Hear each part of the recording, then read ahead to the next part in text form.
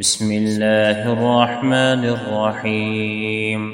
والله يقضي بالحق والذين يدعون من دونه لا يقضون بشيء إن الله هو السميع البصير. أولم يسيروا في الأرض فينظروا كيف كان عاقبة الذين كانوا من قبلهم كانوا هم أشد منهم قوة وآثارا في الأرض فأخذهم الله بذنوبهم وما كان لهم من الله من واق.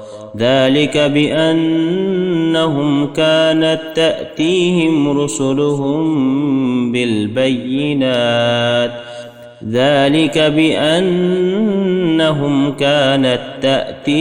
رسلهم بالبينات فكفروا فأخذهم الله إنه قوي شديد العقاب. ولقد أرسلنا موسى بآياتنا وسلطان مبين إلى فرعون وهامان وقارون فقالوا ساحر كذاب. فلما جاءهم بالحق من عندنا قالوا اقتلوا أبناء الذين آمنوا معه واستحيوا نساءهم وما كيد الكافرين إلا في ضلال. وقال فرعون ذروني أقتل موسى وليدع ربه إني أخاف أن يبدل دينكم أو أن يظهر في الأرض الفساد. وقال موسى إني عذت بربي وربكم من كل متكبر لا يؤمن بيوم الحساب. وقال رجل مؤمن من آل فرعون يكتم إيمانه أتقتلون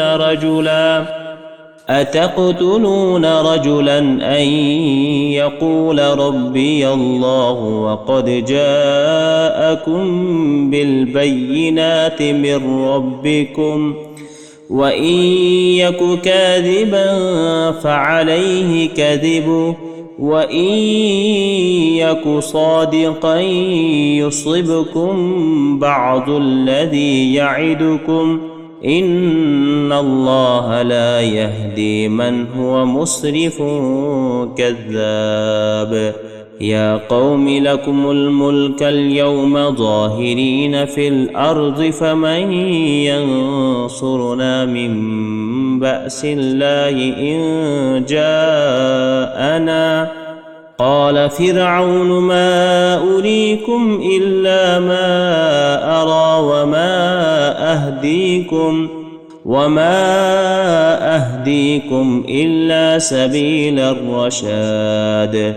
وقال الذي آمن يا قوم إني أخاف عليكم مثل يوم الأحزاب مثل دأب قوم نوح وعاد وثمود والذين من بعدهم وما الله يريد ظلما للعباد. ويا قوم إني أخاف عليكم يوم التناد يوم تولون مدبرين ما لكم من الله من عاصم ومن يضلل الله فما له من هاد. ولقد جاءكم يوسف من قبل بالبينات فما زلتم في شك مما جاءكم به حتى إذا هلك قلتم لن يبعث الله من بعده رسولا كذلك يضل الله من هو مسرف مرتاب الذين يجادلون في آيات الله بغير سلطان أتاهم كبر مقتا عند الله وعند الذين آمنوا كذلك يتبع الله على كل قلب متكبر جبار وقال فرعون يا هامان ابن لي صرحا لعلي أبلغ أسباب السماوات فأطلع إلى إله موسى وإني لأظنه كاذبا وكذلك زين لفرعون سوء عمله وصد عن السبيل وما كيد فرعون إلا في تباب وقال الذي آمن يا قوم اتبعون أهدكم سبيل الرشاد ويا قوم إنما هذه الحياة الدنيا متاع وإن الآخرة هي دار القرار من عمل سيئة فلا يجزى إلا مثلها ومن عمل صالحا من ذكر أو أنثى وهو مؤمن فأولئك يدخلون الجنة يرزقون فيها بغير حساب ويا قوم ما لي أدعوكم إلى النجاة وتدعونني إلى النار تدعونني لأكفر بالله وأشرك به ما ليس لي به علم وأنا أدعوكم إلى العزيز الغفار لا جرم أن ما تدعونني إليه ليس له دعوة في الدنيا ولا في الآخرة وأن مردنا إلى الله وأن المسرفين هم أصحاب النار فستذكرون ما أقول لكم وأفوض أمري إلى الله إن الله بصير بالعباد فوقاه الله سيئات ما مكروا وحاق بآل فرعون سوء العذاب النار يعرضون عليها غدوا وعشيا ويوم تقوم الساعة أدخلوا آل فرعون أشد العذاب وإذ يتحاجون في النار فيقول الضعفاء للذين استكبروا إنا كنا لكم تبعا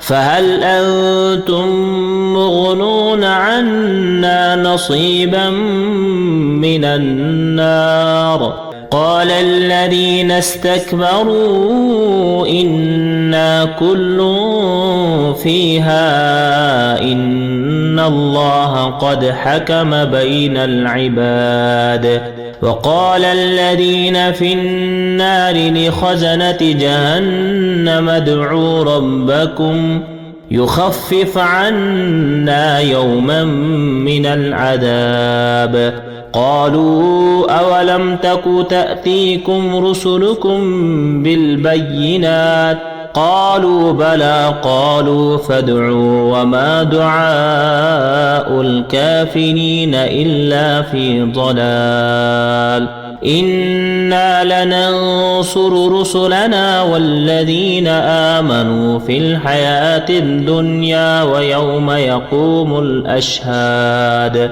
يوم لا ينفع الظالمين معذرتهم ولهم اللعنة ولهم سوء الدار. ولقد آتينا موسى الهدى وأورثنا بني إسرائيل الكتاب هدى وذكرى لأولي الألباب. فاصبر إن وعد الله حق واستغفر لذنبك وسبح بحمد ربك بالعشي والإبكار. إن الذين يجادلون في آيات الله بغير سلطان أتاهم إن في صدورهم إلا كبر ما هم ببالغيه فاستعذ بالله إنه هو السميع البصير. لخلق السماوات والأرض أكبر من خلق الناس ولكن أكثر الناس لا يعلمون.